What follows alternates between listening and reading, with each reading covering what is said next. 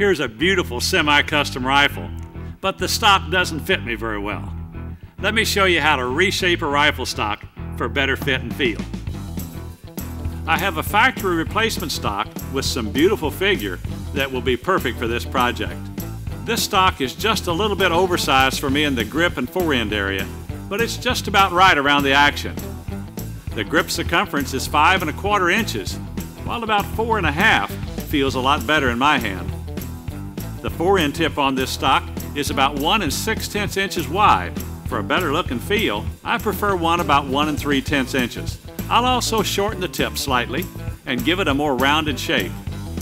Comparing this stock with a 1930s Griffin & Howell Sporter allows us to easily see how bulky our project stock is. The weight of the stock before we begin is 2 3/4 pounds. All I'll need are a few basic tools.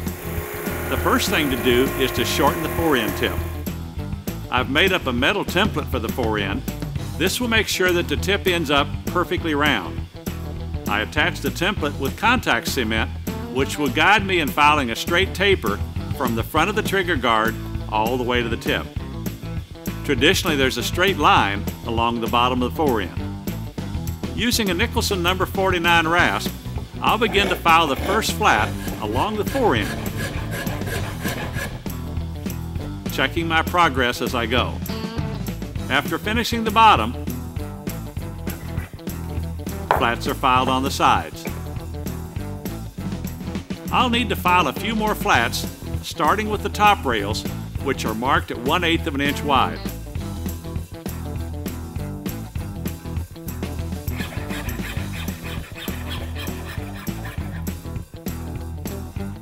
Just a few more, and the forend will be perfectly tapered.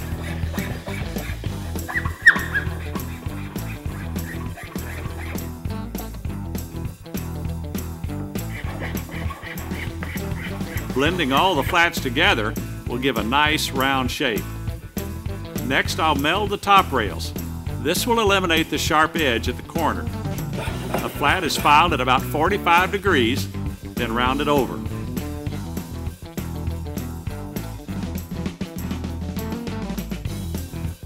After having marked the dimensions, flats are filed around the forend tip.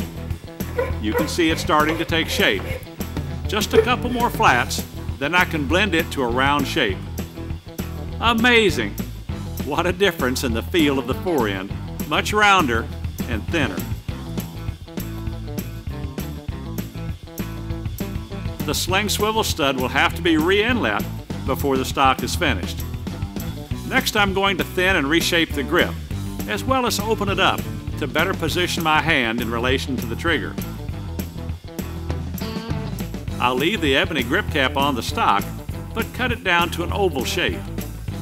The half-round side of a Nicholson No. 50 rasp works perfect for this job. I'll thin the sides of the wrist to the same width as the cap, being careful to keep the palm swell.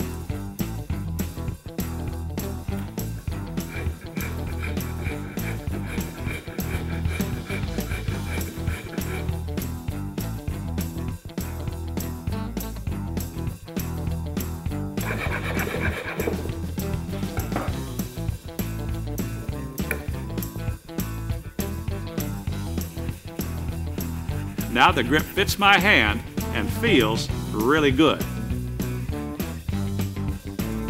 The receiver area needs to be blended so that there is a smooth transition from the pistol grip to the forend.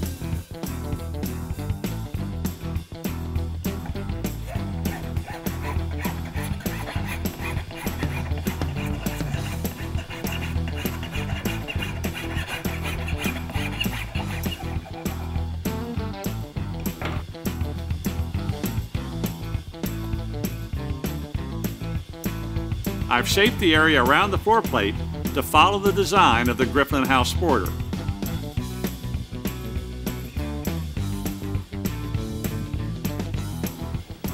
Melding the top rails of the receiver is next,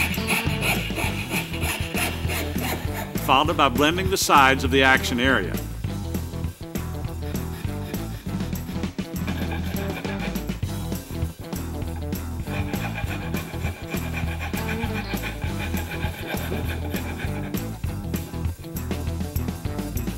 The butt area is a little bulky now that the rest of the stock has been thinned up.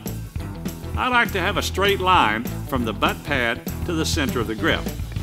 I'll start by thinning the area right behind the wrist.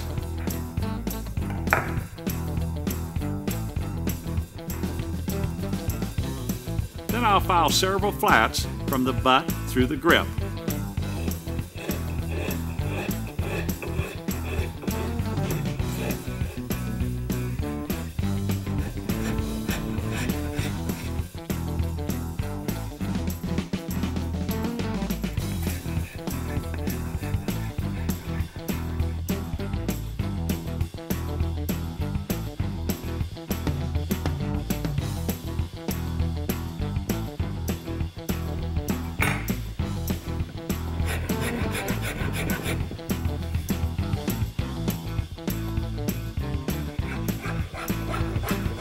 Blending all these flats together will give me a nice, gentle curve.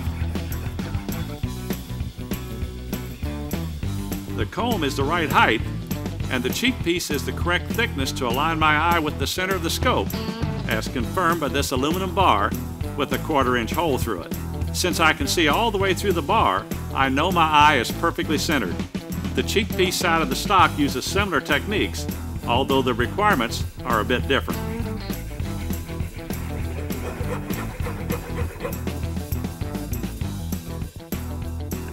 As a final touch, I'll recut the flutes. I like them about 1.5 inches long. Now the stock has a completely different look and feel, and I've removed about 4 ounces of weight. Quite a difference.